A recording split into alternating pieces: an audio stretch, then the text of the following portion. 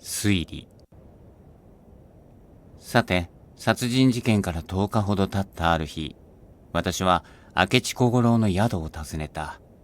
その10日の間に、明智と私とがこの事件に関して何をなし、何を考え、そして何を結論したか。読者はそれらをこの日、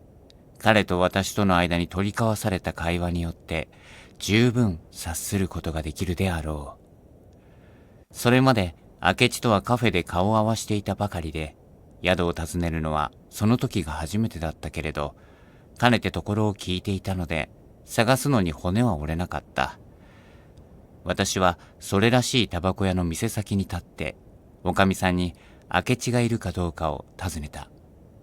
ええ、いらっしゃいます。ちょっとお待ちください。今お呼びしますから。彼女はそう言って、店先から見えている階段の上り口まで行って、大声に明智を呼んだ。彼はこの家の2階を間借りしているのだ。すると、おうと変な返事をして、明智はミシミシと階段を降りてきたが、私を発見すると驚いた顔をして、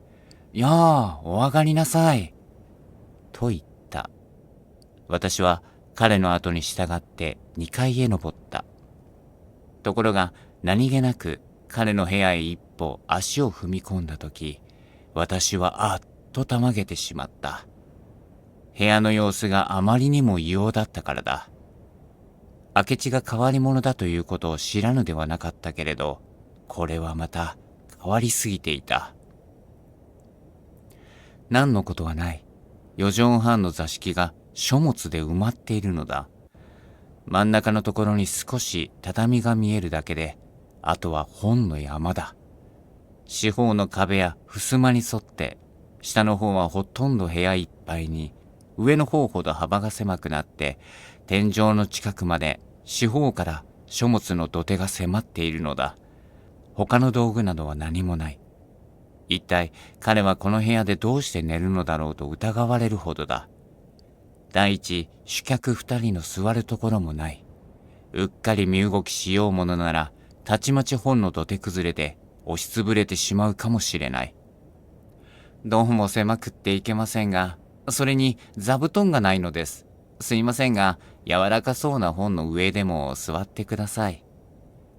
私は書物の山に分け入って、やっと座る場所を見つけたが、あまりのことにしばらくぼんやりとそのあたりを見回していた。私はかくも風変わりな部屋の主である明智小五郎の人となりについて、ここで一応説明しておかねばなるまい。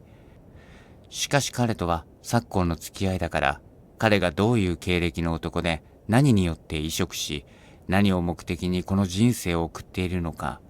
というようなことは一切わからぬけれど、彼がこれという職業を持たぬ一種の遊民であることは確かだ。強いて言えば書生であろうか。だが書生にしてはよほど風変わりな書生だ。いつか彼が、僕は人間を研究しているんですよ、と言ったことがあるが、その時私にはそれが何を意味するのかよくわからなかった。ただわかっているのは、彼が犯罪や探偵について並々ならぬ興味と恐るべく豊富な知識を持っていることだ。年は私と同じくらいで25歳を越してはいまい。どちらかといえば痩せた方で、先にも言った通り、歩くときに変に肩を振る癖がある。と言っても、決して豪傑流のそれではなく、妙な男を引き合いに出すが、あの片腕の不自由な、講釈師の神田伯龍を思い出させるような歩き方なのだ。伯龍といえば、明智は顔つきから小姉まで彼にそっくりだ。白龍を見たことのない読者は諸君の知っているうちで、いわゆる講談師ではないが、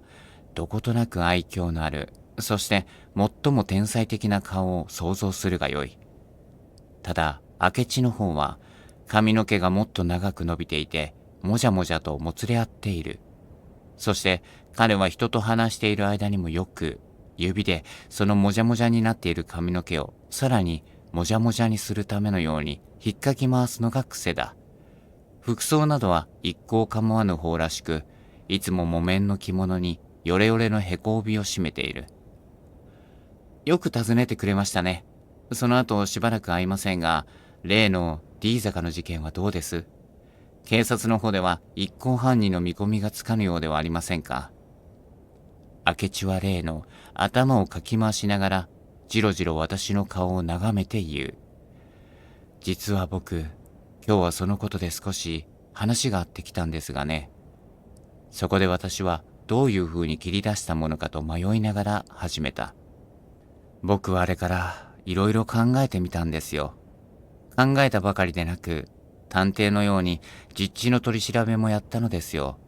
そして実は一つの結論に達したのです。それを君にご報告しようと思って。ほう、そいつは素敵ですね。詳しく聞きたいものですね。私はそういう彼の目つきに何がわかるものかというような軽蔑と安心の色が浮かんでいるのを見逃さなかった。そしてそれが私の逡巡している心を激励した。私は勢い込んで話し始めた。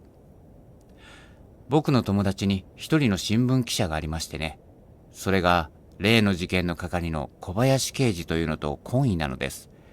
で、僕はその新聞記者を通じて警察の模様を詳しく知ることができましたが、警察ではどうも捜査方針が立たないらしいのです。無論いろいろ活動はしているのですが、これという見込みがつかぬのです。例の電灯のスイッチですね。あれもダメなんです。あそこには君の指紋だけっきゃついていないことが分かったのです。警察の考えでは、多分君の指紋が犯人の指紋を隠してしまったのだというのですよ。そういうわけで警察が困っていることを知ったものですから、僕は一層熱心に調べてみる気になりました。そこで僕が到達した結論というのはどんなものだと思います？そしてそれを警察へ訴える前に君のところへ話しに来たのは何のためだと思います？それはともかく、僕はあの事件のあった日からあることを気づいていたのですよ。君は覚えているでしょ？二人の学生が犯人らしい男の着物の色についてまるで違った申し立てをしたことをね。一人は黒だと言い、一人は白だというのです。いくら人間の目が不確かだと言って正反対の黒と白と間違えるのは変じゃないですか。警察ではあれをどんな風に解釈したか知りませんが、僕は二人の陳述は両方とも間違いでないと思うのですよ。君、わかりますか？あれはね、犯人が白と黒とのだんだらの着物を着ていたんですよ。つまり太い黒の棒縞の浴衣なんかですね。よく宿屋の貸し浴衣にあるような。ではなぜそれが一人に真っ白に見え、もう一人には真っ黒に見えたかと言いますと、彼らは障子の格子の隙間から見たのですから、ちょうどその瞬間、一人の目が格子の隙間と着物の白地の部分と一致して見える位置にあり、もう一人の目が黒地の部分と一致して見える位置にあったんです。これは珍しい偶然かもしれませんが、決して不可能ではないのです。そしてこの場合、こう考えるより他に方法がないのです。さて、犯人の着物の縞柄は分かりましたが、これでは単に捜査範囲が縮小されたというまでで、まだ確定的なものではありません。第二の論拠は、あの電灯のスイッチの指紋なんです。僕はさっき話した新聞記者の友達のつてで、小林刑事に頼んで、その指紋を、君の指紋ですよ。よく調べさせてもらったのです。その結果、いよいよ僕の考えていることが間違っていないのを確かめました。ところで君、すずりがあったらちょっと貸してくれませんか？そこで私は一つの実験をやってみせた。まずすずりを借りる。私は右の親指に薄く墨をつけて、懐から半紙の上に一つの指紋を押した。それからその指紋の乾くのを待って、もう一度同じ指に墨をつけ、前の指紋の上から今度は指の方向を変えて念入りに押さえつけた。するとそこには互いに交錯した二重の指紋がはっきり現れた。警察では君の指紋が犯人の指紋の上に思ってそれを消してしまったのだと解釈しているのですが、しかしそれは今の実験でもわかる通り不可能なんですよ。いくら強く押したところで指紋というものが線でできている以上、線と線との間に前の指紋の跡が残るはずです。もし前後の指紋が全く同じもので押し方も寸分たがわなかったとすれば、指紋の各線が一致しますから、あるいは後の指紋が先の指紋を隠してしまうこともできるでしょうが、そういうことはまずありえませんし、たとえそうだとしてもこの場合結論は変わらないのです。しかしあの電灯を消したのが犯人だとすれば、スイッチにその指紋が残っていなければなりません。僕はもしや警察では君の指紋の線と線との間に残っている先の指紋を見落としているのではないかと思って自分で調べてみたのですが、少しもそんな痕跡がないのです。つまりあのスイッチには後にも先にも君の指紋が押されているだけなのです。どうして古本屋の人たちの指紋が残っていなかったのか、それはよくわかりませんが、多分あの部屋の電灯はつけっぱなしで一度も消したことがないのでしょう。君、以上の事柄は一体何を語っているでしょう。僕はこういうふうに考えるのですよ。一人の荒い棒縞の着物を着た男が、その男は多分死んだ女の幼なじみで、失恋という理由なんかも考えられますね。古本屋の主人が夜店を出すことを知っていて、その留守の間に女を襲うたのです。声を立てたり抵抗したりした形跡がないのですから、女はその男をよく知っていたに相違ありません。で、まんまと目的を果たした男は死骸の発見を遅らすために電灯を消して立ち去ったのです。しかしこの男の一語の不覚は、障子の格子の開いているのを知らなかったこと、そして驚いてそれを閉めた時に偶然店先にいた2人の学生に姿を見られたことでした。それから男は一旦外へ出ましたが、ふと気がついたのは、電灯を消した時スイッチに指紋が残ったに相違ないということです。これはどうしても消してしまわねばなりません。しかしもう一度同じ方法で部屋の中へ忍び込むのは危険です。そこで男は一つの妙案を思いつきました。それはおのずから殺人事件の発見者になることです。そうすれば少しも不自然もなく、自分の手で電灯をつけて以前の指紋に対する疑をなくしてしまうことができるばかりでなく、まさか発見者が犯人だろうとは誰しも考えませんからね。二重の利益があるのです。こうして彼は何食わぬ顔で警察のやり方を見ていたのです。大胆にも証言さえしました。しかもその結果は彼の思うツボだったのですよ。5日経っても10日経っても誰も彼を捕まえに来るものはなかったのですからね。この私の話を明智小五郎はどんな表情で聞いていたか、私はおそらく話の中途で何か変わった表情をするか言葉を挟むだろうと予期していた。ところが驚いたことには、彼の顔には何の表情も現れぬのだ。一体平素から心を色に表さぬたちではあったけれど、あまり平気すぎる。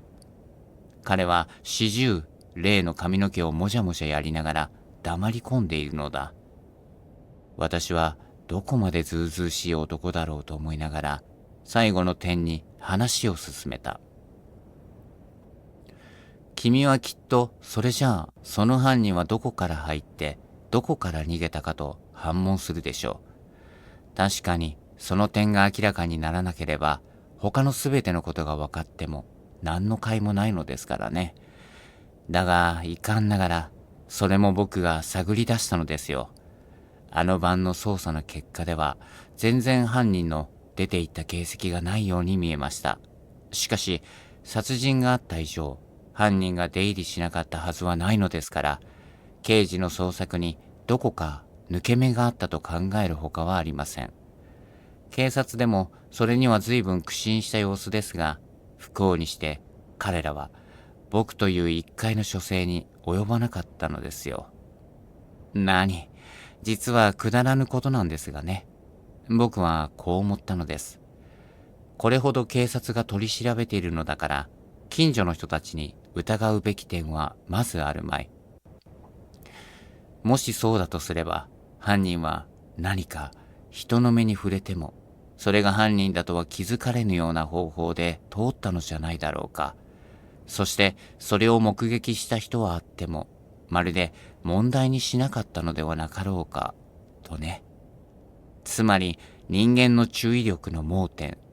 我々の目に盲点があると同じように、注意力にもそれがありますよ。利用して手品師が見物の目の前で大きな品物をわけもなく隠すように自分自身を隠したのかもしれませんからね。そこで僕が目をつけたのは、あの古本屋の一軒置いて隣の朝日屋という蕎麦屋です。古本屋の右へ時計屋、菓子屋と並び、左へ旅屋、蕎麦屋と並んでいるのだ。僕はあそこへ行って事件の当夜8時頃に便所を借りて行った男はないかと聞いてみたのです。あの朝日屋は君も知っているでしょうが、店から土間続きで裏木戸まで行けるようになっていて、その裏木戸のすぐそばに便所があるのですから、便所を借りるように見せかけて裏口から出て行って、また入ってくるのはわけはありませんからね。例のアイスクリーム屋は路地を出た角に店を出していたのですから、見つかるはずはありません。それに相手が蕎麦屋ですから、便所を借りるということが極めて自然なんです。聞けばあの晩はおかみさんは不在で、主人だけが店の間にいたそうですから、おあつらえ向きなんです。君、なんと素敵な思いつきではありませんか。そして案の定、ちょうどその自分に便所を借りた客があったのです。ただ残念なことには、朝日屋の主人はその男の顔形とか着物の島柄などを少しも覚えていないのですがね。僕は早速このことを例の友達を通じて小林刑事に知らせてやりましたよ。刑事は自分でも蕎麦屋を調べたようでしたが、それ以上何もわからなかったのです。私は少し言葉を切って明智に発言の余裕を与えた。彼の立場はこの際何とか一言言わないでいられぬはずだ。ところが彼は相変わらず頭をかき回しながらすまし込んでいるのだ。私はこれまで敬意を表する意味で間接法を用いていたのを直接法に改めねばならなかった。君、明智君、僕の言う意味がわかるでしょう。動かぬ証拠が君を指さしているのですよ。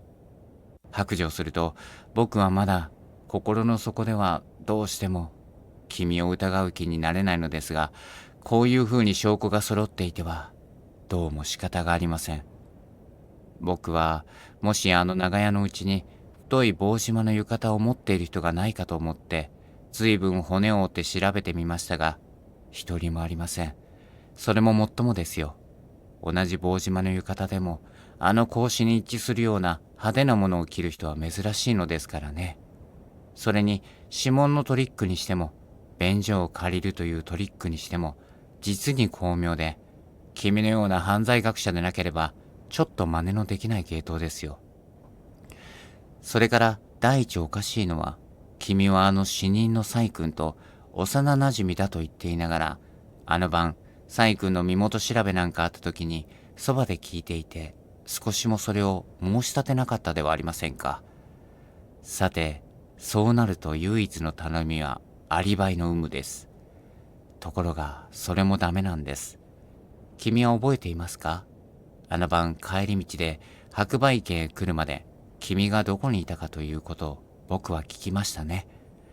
君は1時間ほどその辺を散歩していたと答えたでしょう。たとえ君の散歩姿を見た人があったとしても、散歩の途中で蕎麦屋の便所を借りるなどはありがちのことですからね。